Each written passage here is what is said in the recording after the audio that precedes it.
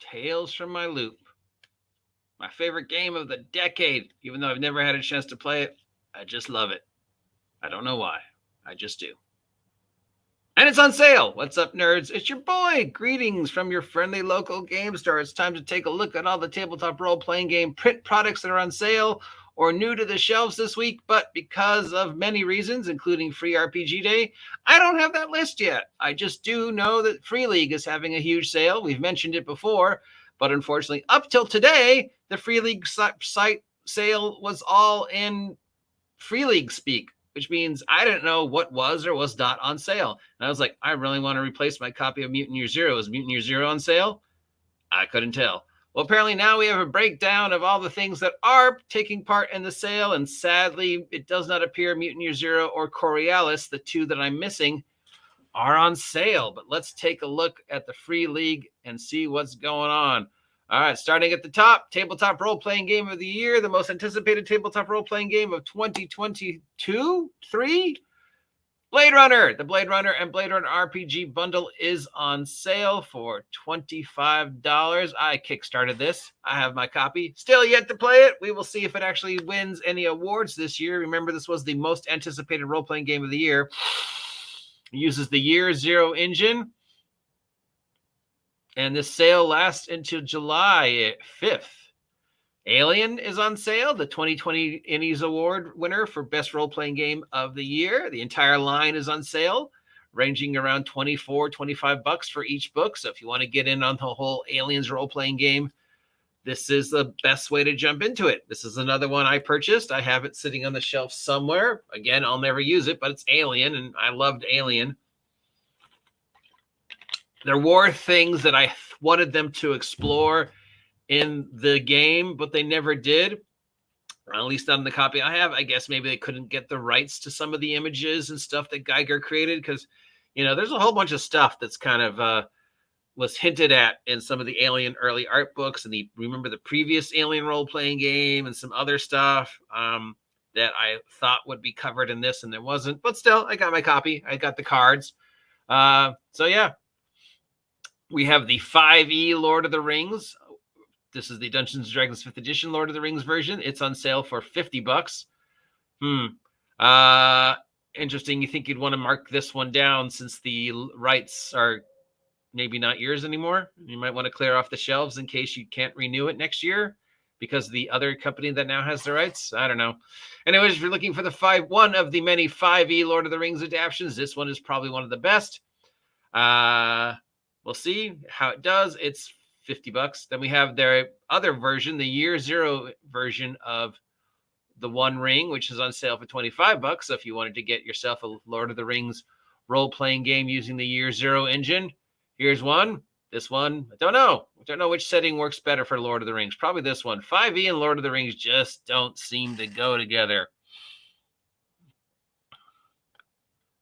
Then, of course, we have Twilight 2000, such a well-received game when it first get out, such a niche core, amazing popularity. I played it once a long time ago. I always wanted to get a copy. Now I have my copy sitting on the shelf. I'll probably never use it, but I have it. $26 plus shipping and handling. Can't go wrong with this one. And they have their first expansion for it, Urban Operations. Yeah. So if you want a little, 1980s World War II that never happened, World War III that never happened, the day before the apocalypse kind of stuff, here's a game to play. It's another one I really wanted to be interested in playing. If I ever ran post-apocalypse, it would probably be using this more of the setting. Yeah. Like I'd set, if you ever saw that horrible Von Helsing TV show on Netflix, the first half of the first season, if you remove the vampire, is an amazingly brilliant look at what an apocalypse might look like, especially in the early days. So yeah, I'd probably use that as one of the source books. I would say, yeah, sort of that, but without the vampires, because the vampire part was awful, but yeah. Then we have Vossen for the Year Zero engine. This is their Victorian age supernatural role-playing game using the Year Zero engine. It's $50 plus shipping and handling. So if you're looking for some Call of Cthulhu type stuff, Nordic based upon the myths of Norway, then here you go. Then, of course, we have my baby, Game of the Year, $20, Tales from the Loop. Yes, I have both that and that. I have the box set, starter set, and the Tales from the Loop book, and I have the Tales from the Loop art book. It was a birthday present to myself because, yeah, I just love the 80s that never were. Because, that's when I grew up. That was, my time period, my decade was the early 80s. That last summer of childhood, that beautiful melancholy that is Tales from the Loop. Yeah. Just love it. It's hard to put in words why I love it so much. Then we have Ruins of Sembonium for $90. This is their Fallen Empire Haunted Forest Dungeons and Dragons 5th edition campaign setting. I haven't heard a lot about this one, especially other than it's generally kind of good. And it's an interesting take on the let's go into the forest. So if you're familiar with Over the Wall, I guess that would be the closest corresponding thing to it. This one has definitely gotten the least amount of recognition. So if anybody knows more about Ruins of Semborium than I do, please let me know.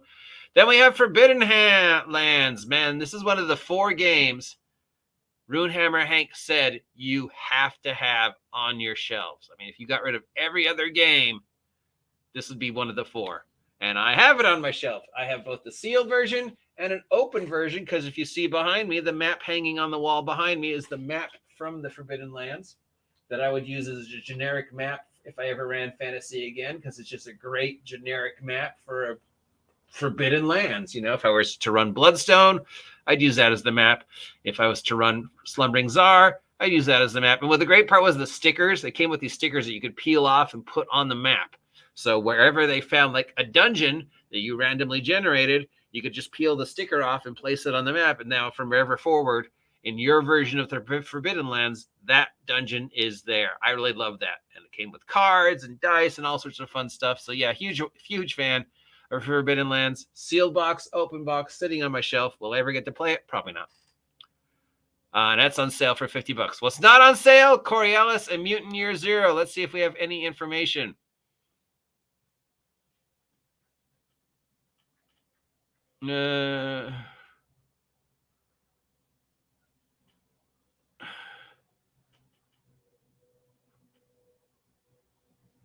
Coriolis, the Third Horizon, is not listed below, but it's on sale.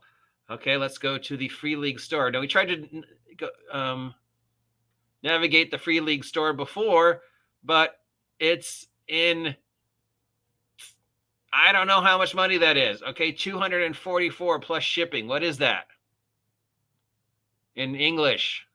Is that $25? What is that? And what about Mutant Year Zero, the one I really want? I really want to replace my copy of Mutant Year Zero. I know this is one of the hardest ones to get, but it is listed at 448 KR. Now, I figured this out based upon their shipping prices. It would have cost me almost $100 to get this shipped to me. So I'm hoping, it would be nice to get a copy of Coriolis, because it's one of the ones I'm missing. And it would be nice to replace my copy of Mutant Year Zero, but I'm just not, I don't know, how much does it cost American money for those of us who are stupid and still use American money? Like me. Hi, CBK Play. Welcome to the OGGM Adventures. If you haven't had a chance to subscribe yet, please subscribe. Help me reach 2,000 subs by the end of 2023. And if you have already subscribed, welcome. Hopefully you're appreciating the content that I create for you guys. Does that mean there's nothing else for sale at your friendly local game store? Apparently, maybe not. I don't know. Or they just haven't updated yet.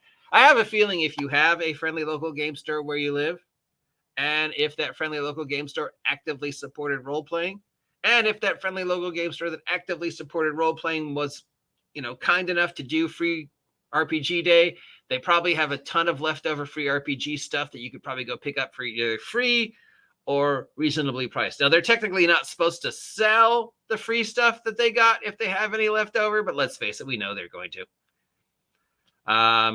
Also, if you're wondering when it's kind of dark in here, it's because one of my light bulbs is out. Just average. So does that mean there's nothing else for sale this week or nothing else new? It might mean there's nothing else new. I mean, this is a whole, for shipping product wise, this is kind of the dead time. So this is kind of like we've shipped everything out for Q1. We've shipped everything out for Q2. Convention season is starting. We've already got Origins. We've got Gen Con and SCC and the Innies all coming up. So this week and next week, you're probably not going to see a lot of major stuff on the shelves because they're waiting to the post-Gen Con, post-San Diego Comic Book Convention, post-Origins rush to see what wins, what news, who's looking good for next year and the tail end of this year. Because I know it's weird to say it, but the holidays are coming up. We've only got a few months to Christmas. I know. It's like, dude, it's June. It's summer. But yeah, from the retail point of view, it's time to start thinking about the big money. It's time to start thinking about that Halloween and that Christmas money, even though it's July. But yeah, and those Q3 earnings, especially Wizards of the Coast. But that's not the product of this thing. So are you going to pick any of these up? I would recommend, if you grew up in the 80s, Aliens and Blade Runner. Yeah. For $25 for the Aliens role-playing game, for basically for both Blade Runner and Aliens. The art alone and the amount of research they've done and just, the being able to dip back into both of those settings again, done right, because we ignore Prometheus and the Prometheus verse, Do they acknowledge the Predators? No, they do not acknowledge the Predator in this because, I don't know what's going on with that, whether they're planning on doing a separate Predator role-playing game, who has the rights to the Predators. I think Universal does.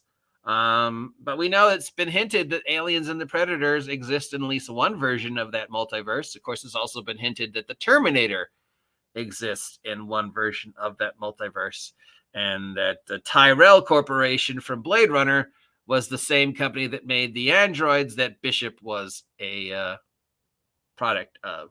That's been hinted at before. So it's been hinted that Blade Runner and Alien take place in the same universe in the past. It's also been hinted that Alien Predator take place in the same universe, and even Alien Predator and Terminator. Of course, we also had Batman show up in the Alien Predator Terminator multiverse in the comics. So take of what you will. If you're a fan of Alien, it's worth it just for the amount of research they did. If you're a fan of Blade Runner, it's worth it. Lord of the Rings 5e, probably not. One Ring, maybe. I'd pick that up if you don't already have it and you want a good Lord of the Rings role-playing game. Twilight 2000, definitely. This is such a good setting and such a good game. Vaesen, I don't know. It's very specific style, very specific setting. So, Tales from the Loop, well, of course, obviously, that game holds a special place in my heart, but it's not for everybody. So, as much as I love it, I wouldn't say run out and get it because most people don't want to play it. Ruins of Sambonium sounds amazing, but I don't know. It's also really pricey, and it's 5e. Forbidden Lands, yes, this is if there's only 5 games that you have on your shelf, this is one of them.